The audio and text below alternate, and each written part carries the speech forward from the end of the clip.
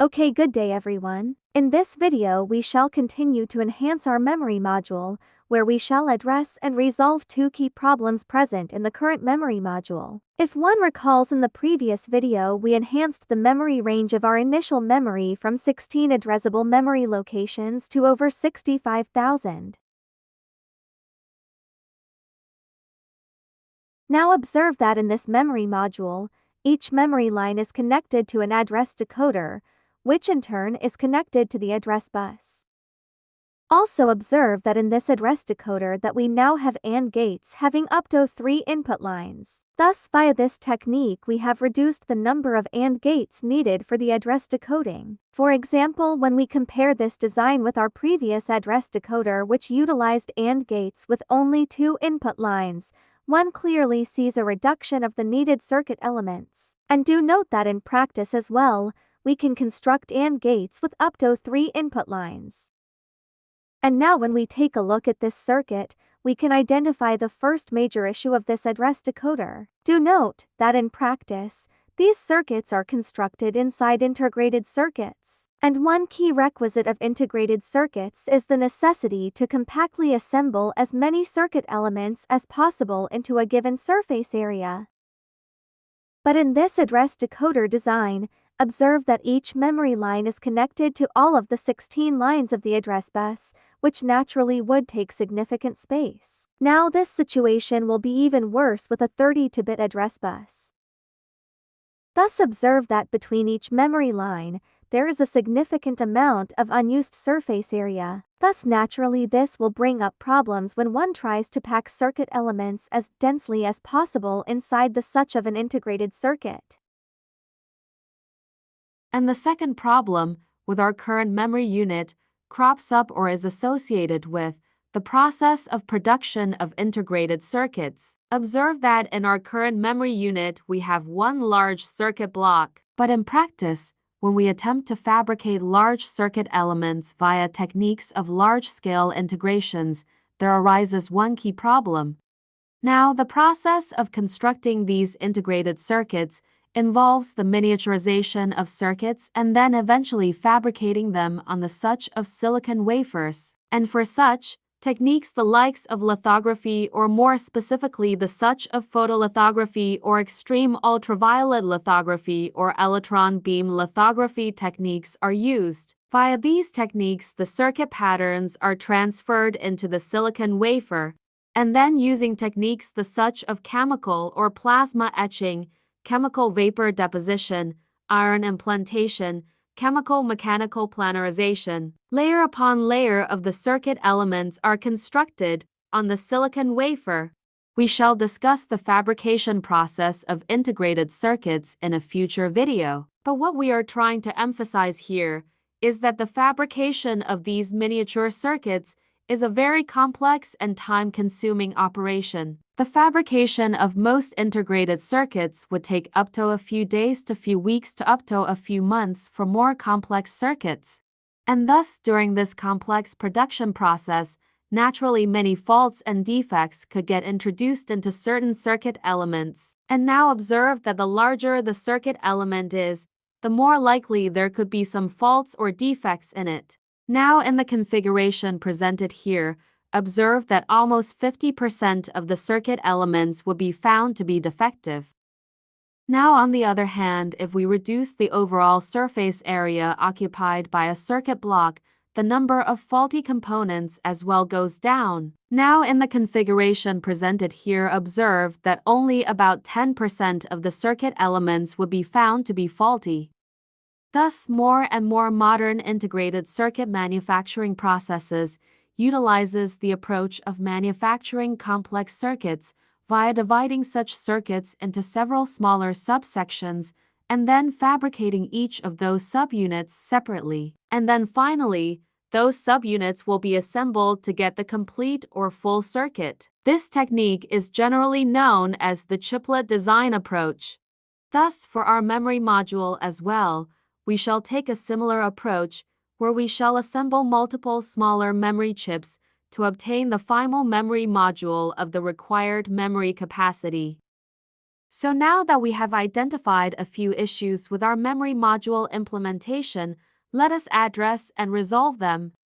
Realize that, when one is given with 16 data communication lines, there will be many possible combinations and permutations, and thus many possible solutions to address these issues.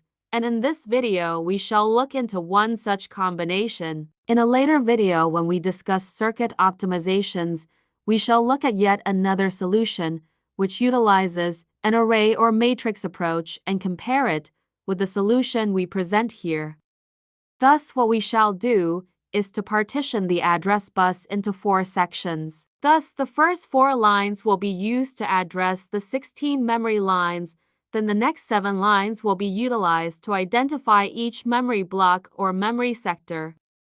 Thus, by now, one may be able to assume that in this design, we are going to utilize 16-line memory blocks. Do keep this number 16 in mind, for these memory blocks of 16 lines do come up frequently in computing. For example, even when constructing the such of cache memories inside the CPUs, many microprocessors would handle such in blocks of 16 memory lines. And now, we shall let the viewer visualize and comprehend as to how this partitioned address bus solution is put in place.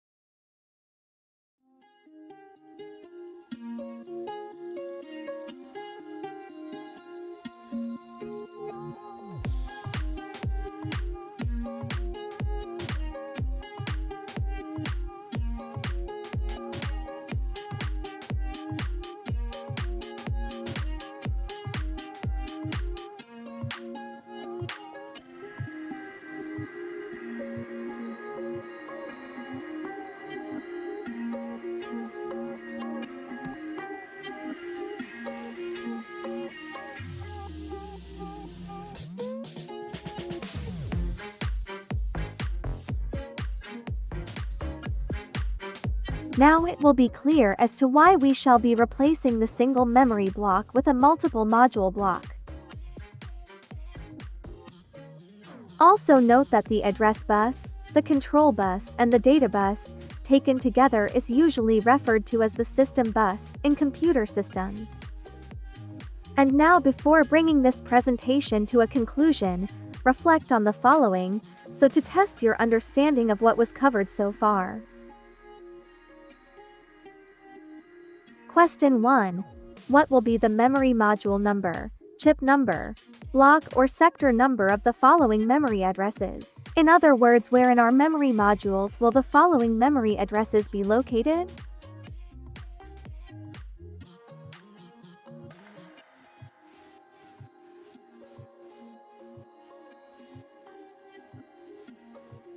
Question 2. If we connect, for example, memory module 2 into the slot of memory module 0, in other words, if for example we interchange memory module 0 and 2, will our memory unit still work as a whole, or will data get corrupted, or will our CPU not be able to communicate with the memory? Question 3. Observe that in our memory modules we have provided a groove on one side, so that it can only be connected to a socket in one direction. But suppose this groove was missing, and if one would connect a memory module with left-right interchanged, will this memory unit still work properly? Question 4. In the address decoder we used in this video, recall that initially each decoder was connected to each line of the address bus, and then we partitioned the address bus into 4 sections and implemented an optimization process. Now, due to this optimization process, how many logic AND gates did we save or reduce per memory chip? Note that in your calculations to also consider the AND gates we had to include in the sector selectors and the chip selector. Question 5. The diagram on the screen illustrates what multiplexing and demultiplexing represents. Thus, depending on the values one finds in the control lines, a multiplexer or demultiplexer decides which unit to connect to the data lines. Thus, in our memory module as well, observe that we connect the data bus to the multiple memory blocks or memory sectors depending on the values present on the address bus. Thus, would it be correct to state that during data reads, the memory unit utilizes multiplexing, and during data writes, the memory unit utilizes demultiplexing? And that brings us to the end of this video, and as always, if you did enjoy this video, or found its content useful, do give us a like, and also don't forget to subscribe. Okay then, have a nice day, and see you in our next video. Bye.